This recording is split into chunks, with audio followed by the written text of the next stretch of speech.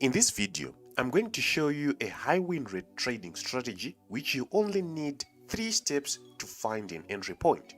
We are going to start off by making the 4.10 count, and if you do not know what that is, we have a video that explains that on this channel.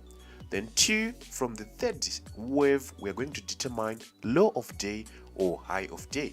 Then we are going to make our entry at yesterday's low or yesterday's high. So let's have examples of these steps to fully comprehend. So this is Euro against JPY. We're just going to scroll back in history and find the points that we are talking about. The first thing, as I've said on the slide, was to find or to count the 4-point count, right? In this case, we had first drop, right? After a first drop, we're going to call this 1. Let's label it 1 like this.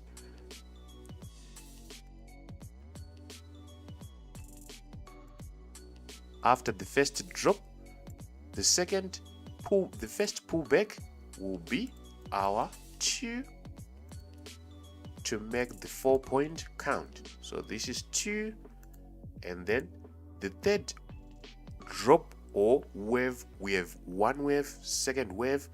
Like in this case, we are creating something like this: first wave, second wave. Then we need to break this low to get what we call the third wave, right? So in this case, we have this as our third wave. So from the third wave, that is where we were saying we need to enter a retest of yesterday's high or yesterday's low. In this context, it is yesterday's high. So this was the yesterday's high. If we mark this as our yesterday's high, the market came back to retest that yesterday's high. A day started at this line and ended at this line. So at retest, that is where we make our entry. But in some cases, the market may not come exactly to this region, but it will come to the zone of yesterday's high, where we need to see a candlestick reversal pattern in that zone, right? So this will become the fourth wave, which is also the entry wave. So we had 1, 2, and 3. So let's now have more examples.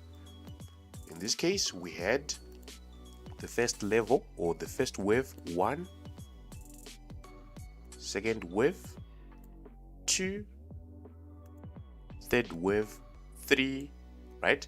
On third wave, we are looking for fourth wave, where we will trade off yesterday's high or yesterday's low. In this case, there was no reference for yesterday's low, since if the market would have come to this point, would say that it has actually changed the market structure. However, the yesterday's low in reference became this one, which we expected to see the market retest and continue. Let's have more examples on a different asset. In this case, we had the first wave. After that first wave, second wave, then we had the third wave, right? 1, 2, and 3. At 3, we now expect to see entry at yesterday's low. In this case, yesterday's low was retested on this following day. We can see that yesterday's low of this day was this level, which was retested, and the market went our way like that. Then in this case, we can as well start our count.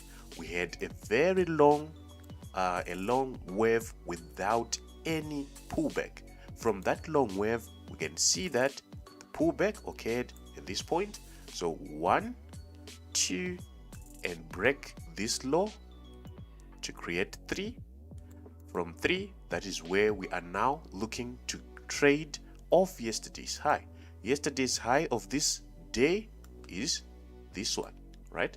This is the region of yesterday's high.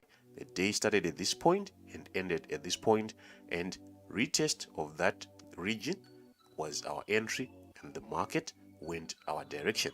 So basically that is what you'll be looking for.